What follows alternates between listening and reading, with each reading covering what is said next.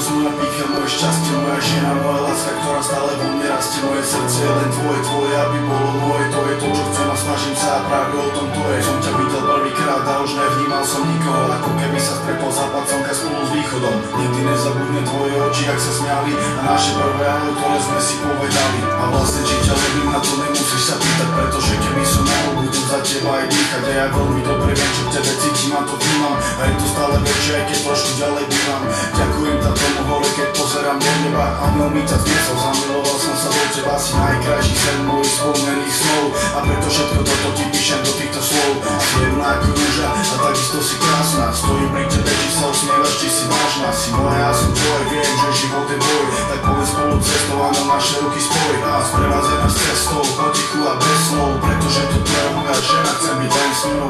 Yeah.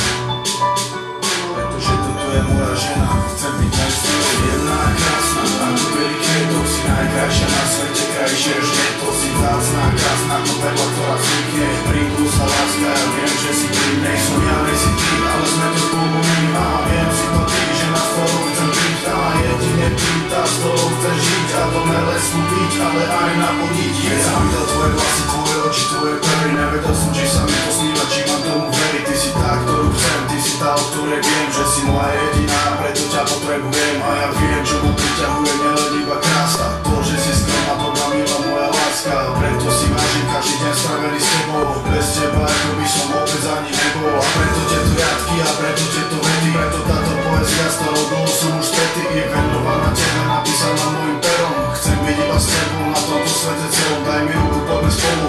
Chcem ťa viesť a chcem ti to pomyselné modré z neba zniesť. Yeah.